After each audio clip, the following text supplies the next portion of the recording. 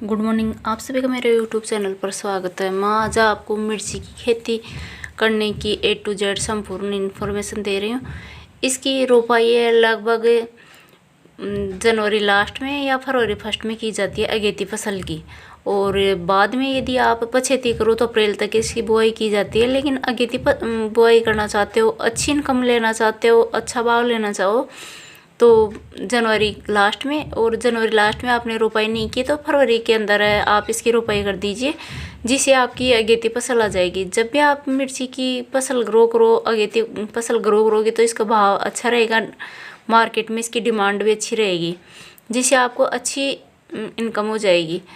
तो उसके लिए सबसे पहले आपको खेत को तैयार करना होता है। उसमें अच्छे से गोबर की खाद डालिए, फिर उसमें बुआई जुताई करवाइए। उसके बाद जैसे आप ये जो भेड़ों की ऊन होती है वो डालना। उसके बाद आप जो मुर्गी की बीट होती है या भेड़ बकरियों की जो गोबर होती है खाद, उसको डालना चाहिए। और जब आप बेड बनवाओ इस टाइम पर DAP खाद का छिड़काव करना चाहिए, ये डालकर, और फिर बेड बनवानी चाहिए। जब आपके बेड बन जाए उसके बाद मल्चिंग बिछानी चाहिए बेडों के ऊपर। तो मल्चिंग बिछा दोगे तो इसमें खरपतवार की प्रॉब्लम नहीं होगी। ये यहाँ तक का प्रोसेस मैंने पहले बता दिया है किस तरह से इसकी तैयारी करनी चाहिए। इसमें हमने ऊन भी डाली है, देख सकते हो वाइट कलर की दिखाई दे रही है। पूरे बेडों के अंदर ऊन बिछाई है हमने।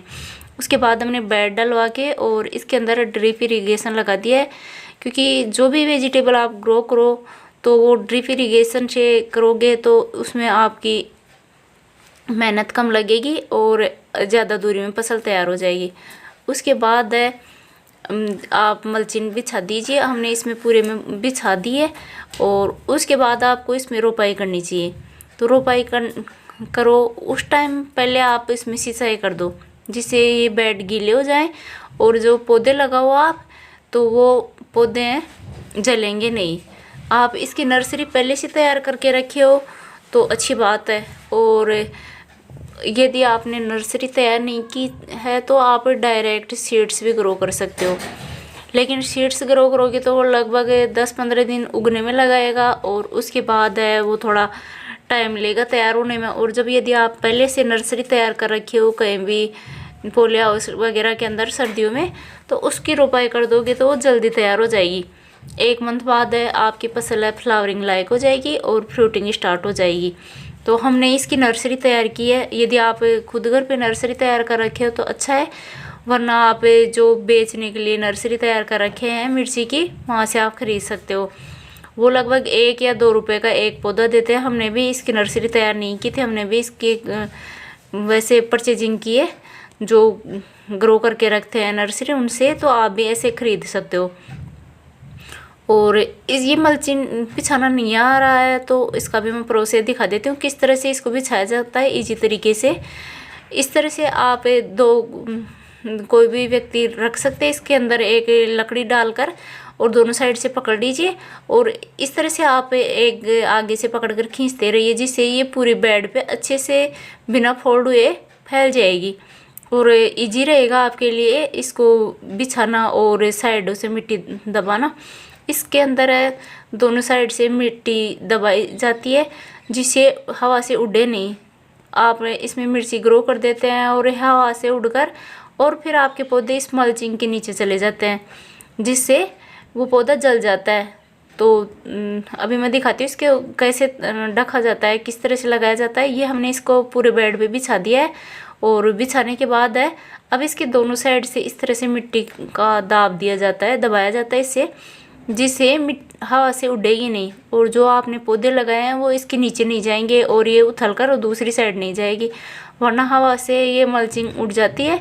और फिर आप रोज़ रोज़ इसको लगाते रहो, मिट्टी से दबाते रहो, कोई फ़ायदा नहीं होता है। तो एक बार में आप ढंग से इसमें मिट्टी लगा दीजिए, जिससे उड़ेगी नहीं। और आप पौधे लगाओगे तो पौधे हैं इस मल्चिंग के नीचे जाकर दबेंगे भी नहीं, क्योंकि हिल जाती है यहाँ से मल्चिंग, तो इसके नीचे पौधे चले जाते हैं और फिर जल जाते हैं। और अभी ठंडी चल रही है तो ठंडी से भी ये थोड़ी ज़्यादा ठंडे रहती है, प्लास्टिक की होती है मल्चिंग, तो ये पौधे ज़्यादा ठंडी में रहने से जल जाते हैं। तो तो इसको इस तरह से दबा कर रखना चाहिए जिससे हवा से उड़ेगी नहीं और आपके पौधों को कोई नुकसान नहीं पहुंचाएगी।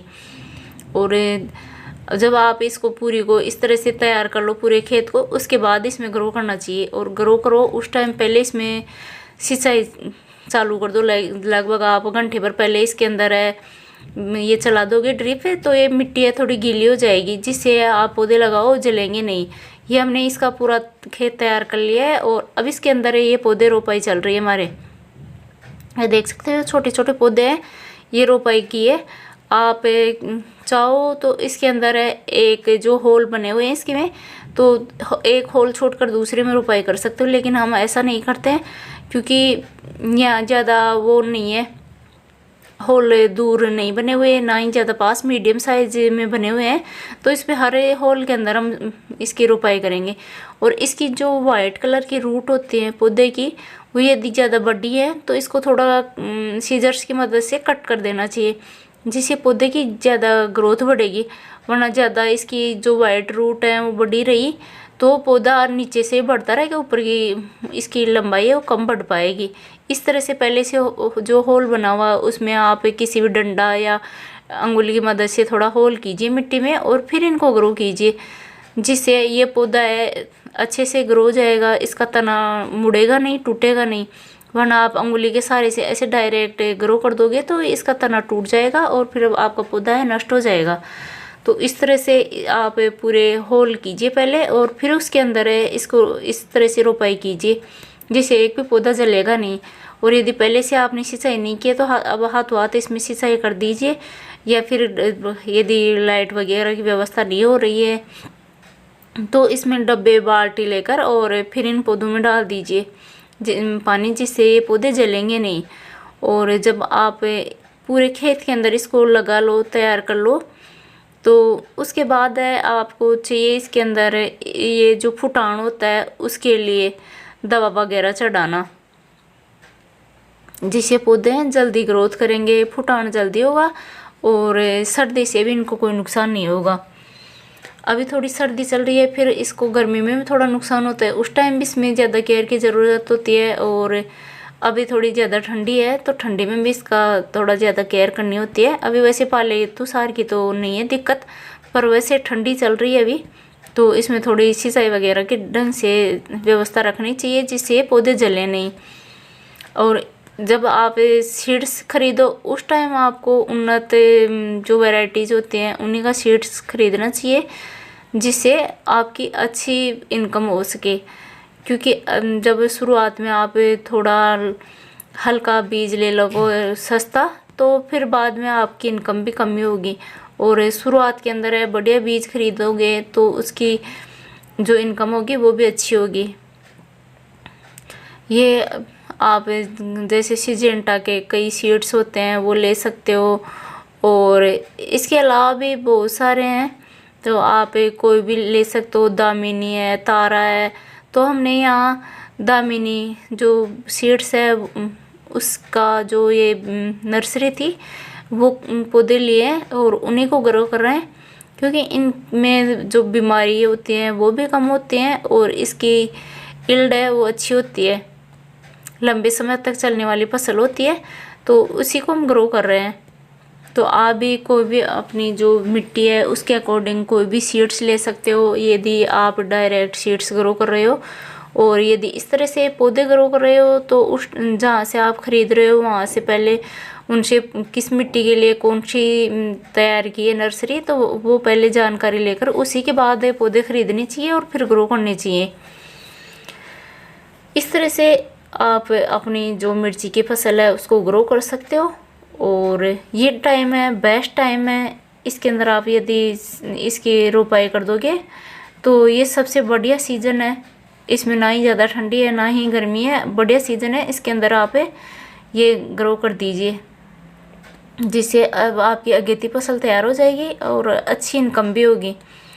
ये वीडियो आपको अच्छी लगी हो, मेरी इन्फॉर्मेशन अच्छी लगी हो तो मेरे वीडियो को लाइक करना, शेयर करना। अभी तक मेरे चैनल को सब्सक्राइब नहीं किया तो सब्सक्राइब ज़रूर कर लेना, बेल आइकन प्रेस करना, जिससे आपको मेरे नए वीडियो की नोटिफिकेशन मिल सके। शुरू से अंत तक वीडियो देखने के लिए थैंक यू।